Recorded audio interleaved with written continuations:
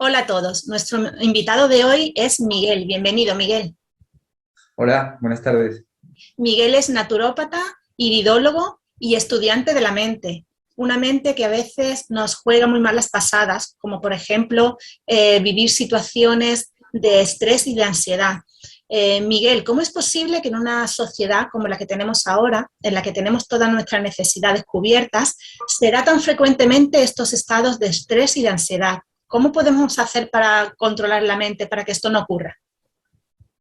Bueno, aunque tenemos todo más o menos controlado teóricamente, pero en la práctica no, siempre se dan todos los días muchas situaciones en las que tenemos que lidiar con cosas que nos gustan o que no nos gustan y también todo no va a salir siempre a pedir de boca. De todas formas, cuando nosotros tenemos algo, algún proyecto o algo que hacer, siempre vamos a visualizar normalmente cómo se va, qué escenario vamos a tener y cómo nos vamos a desenvolver allí.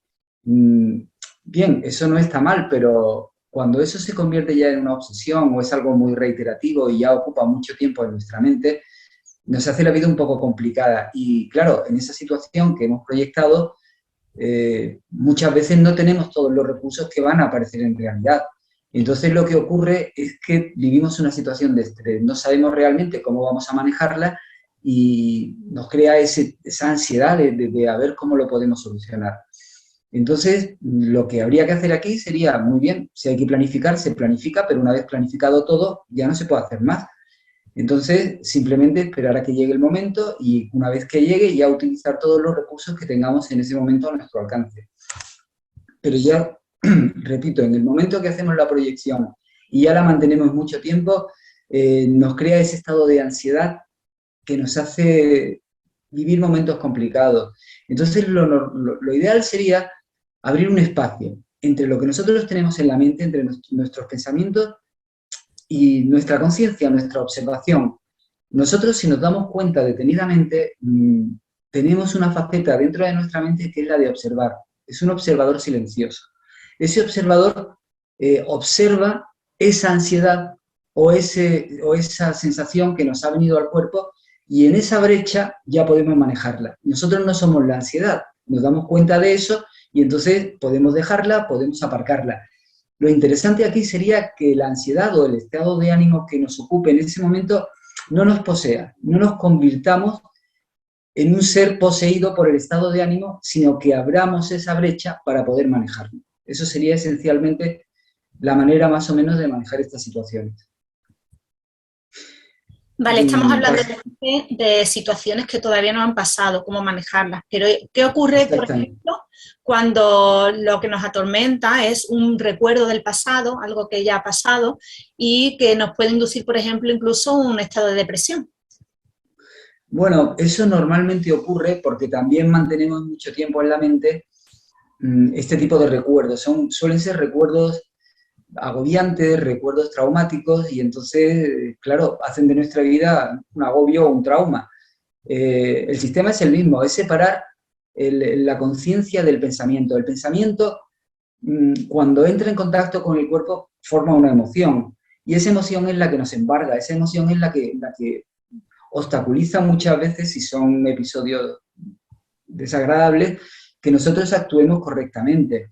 Entonces, el sistema es el mismo, abrir una brecha, observarla y dejarla pasar, no dejar que nos ocupe. El manejo de las emociones es realmente importante para la vida diaria, porque si estamos viviendo en el pasado o estamos viviendo en el futuro, no estamos atendiendo el presente. Realmente lo que tenemos, todo lo que nos ocurre en la vida es ahora, en este momento. Todo pasa en este momento. Nunca nada, no podemos hacer nada con lo que pasó en el pasado ni con lo que ocurrirá en el futuro. Son cosas que se escapan de nuestro alcance. Entonces la solución está en eso, en poder manejar lo que pasó en el pasado, pero estando fijos en el presente. Desde el presente es de donde manejamos todo. Abrimos esa brecha, como hemos comentado antes, y simplemente la dejamos pasar, la observamos, si podemos hacer algo lo hacemos, y si no la dejamos pasar, no podemos dejar que eso nos embargue y que eso ocupe todo nuestro presente, porque entonces nos estamos perdiendo lo que tenemos ahora mismo. Sería algo así como que cada instante o que cada momento se ocupe de sí mismo. Si tienes toda tu atención completamente atenta en lo que estás haciendo ahora, lo vas a hacer bien. Y si la tienes pensando en lo que vas a hacer en el futuro, lo que estás haciendo ahora no lo vas a hacer al 100%. Siempre se te va a escapar algo porque la mente no está aquí atendiendo lo que hay que hacer. Lo mismo ocurre con el pasado. Si tienes la mente en recuerdos y en cosas que te han ocurrido anteriormente, lo que estás haciendo ahora se te está yendo. Puedes hacerlo, pero no a un 100%, como hemos comentado. Entonces, lo ideal sería centrar la mente aquí y desde aquí manejar las situaciones del futuro y del pasado. Si en el pasado hay algo que hay que solventar o que hay que hacer, se hace y listo. Si en el futuro hay algo que planificar, se planifica y listo. Atendemos siempre la situación presente y actuamos lo mejor posible. Esa es la manera más fácil de no crearnos ni ansiedades ni depresiones. Eso cuando lo escuchamos parece muy fácil, pero Miguel, ¿por qué nos cuesta tanto en la realidad manejar nuestra mente? Nos cuesta tanto en primer lugar porque nadie nos ha enseñado realmente cómo funciona. Eso es lo primero. No tenemos el manual de instrucciones. Entonces, a lo largo de la vida, solemos actuar automáticamente. Cuando algo nos pasa mucho, hacemos algo, cogemos un hábito. Cuando algo nos ha pasado de una forma muy fuerte o muy drástica, nos crea una huella y eso nos determina que actuemos. Entonces, nuestra atención no está completamente libre para actuar, siempre tiene unos hábitos, siempre tiene unas huellas, siempre tiene unos patrones que ya se han formado. Entonces actuamos un poco como en piloto automático. Por eso vuelvo a lo de antes. Lo importante es la atención. Si tú despejas todos esos aspectos que te están bloqueando un poco y centras tu atención en lo que haces, en lo que quieres, en lo que piensas, en todo eso, ahí sí te vas a desenvolver bien. Pero esto sería una cosa que deberían enseñarnos desde pequeños en el colegio como algo básico para poder actuar fácilmente con la mente y no vivir con patrones determinados y vivir sistemáticamente un poco como autómatas. Ese es el problema. ¿Existe algunas técnicas o nos puede dar algunas pautas de cómo podemos empezar a manejar nuestra mente? Bueno, en la filosofía oriental, sobre todo, hay muchas técnicas hinduistas, budistas, los métodos de meditación que consisten en focalizar la atención en un punto determinado y mantenerla, ya te están ayudando muchísimo a que tú puedas manejar la mente y puedas tenerla un poco controlada. La mente es como un caballo salvaje, podríamos decir, que va en un torrente de pensamientos uno detrás de otro y que es muy difícil de parar y de controlar y muchas veces se nos dispara por unos derroteros que no nos interesa y nos lleva a tener situaciones de ansiedad o a situaciones de depresión, como hemos estado comentando. Entonces, si tú eres capaz un poco o bastante de controlar ese torrente de pensamientos, no detenerlo, porque realmente la función de la mente es pensar, entonces, pero sí encauzarla por donde nos interesa, pues ya tenemos mucho ganado y ya hay muchos métodos de meditación que te focalizan la atención en un punto determinado y que practicándola habitualmente puedes llegar a tener un buen control de la mente y de las situaciones, evitando depresiones, evitando ansiedades y evitando todo esto. Hay dos escuelas budistas, bueno, hay varias escuelas, pero no voy a decir nombres en particular, que cada uno busque la que quiera porque no se trata de promocionar ninguna, que sí enfocan muy bien la atención en cosas determinadas.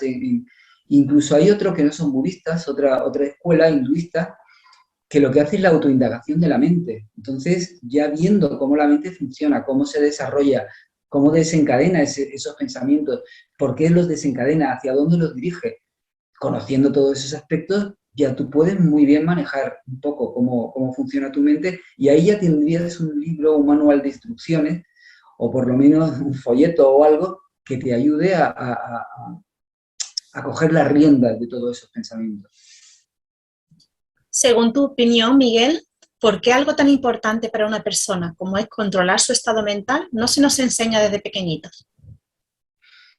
Hay varias razones. Voy a ser un poco drástico aquí.